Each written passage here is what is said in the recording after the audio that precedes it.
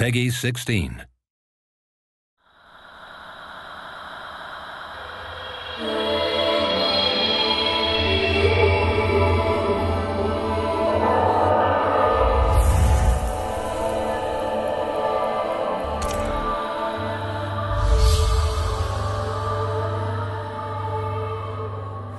We, as a studio, we always use performance capture in all our games.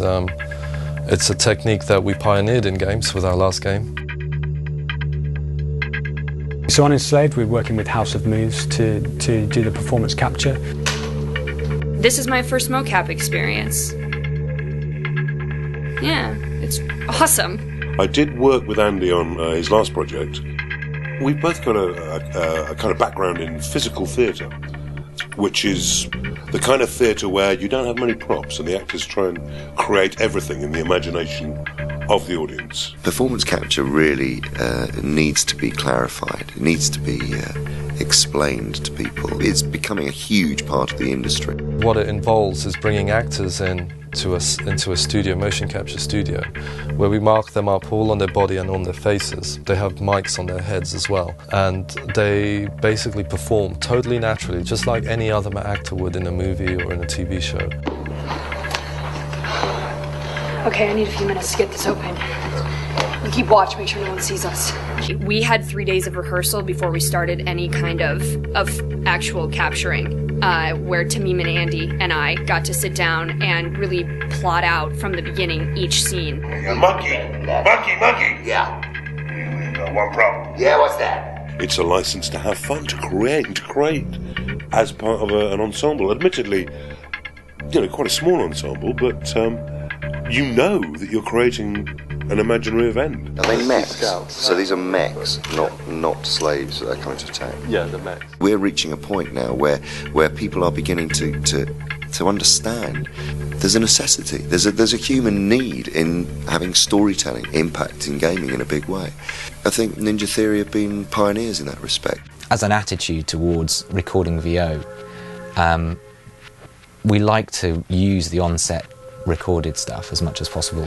When they're capturing the motion capture, we capture the voice as well, because unlike in film you will often replace a large percentage of the dialogue after the film's been done. But in a game, with mocap, it's a different actor, when I say a different actor, the character looks completely different. And the translation from the facial movement, it's never a perfect thing, so everything you can do to preserve the original performance, to make the original performance come through, is really, really key.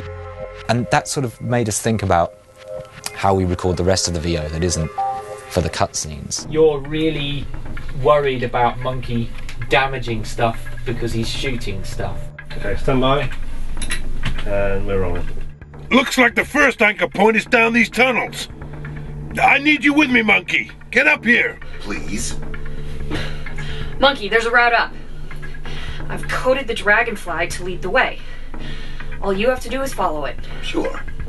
Usually in a VO session you've got an actor and they've got to be just here, and the microphone's just there, and they've got to direct their voice at the mic. They can't move about. We decided to use the same microphones that we used on set, but that also has a really nice effect of freeing the actors. So we had them all with head mics like they had in the mocap session, and that just means they're free to jump about, lie on the floor, roll around, and they did, without thinking. They just do all of the things that the characters are doing in the game whilst they're delivering the lines, and it just gives so much life to the performance. Whoa! Let me disable the security systems. Yeah, sounds like we're gonna have a bit of mech action in here pretty soon.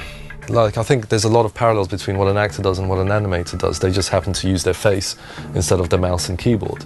At the same time, there's people like me that are basically making sure that the technology and everything is all kind of working and going to be ready for them.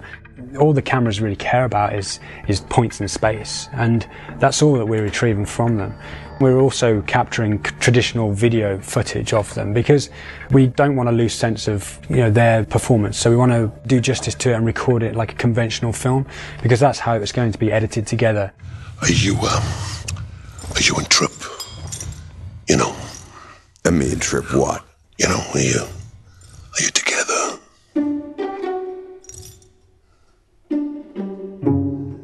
Trip enslaved me. And if I don't do what she says, she causes me a lot of pain. And if I still don't do what she says, she kills me. All right.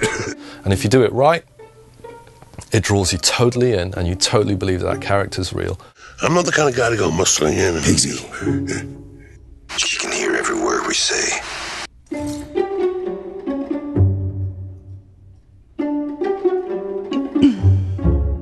Okay, thanks everybody, that was great. I think it went pretty well. I mean, and that was the highlight of my day. You know what I mean?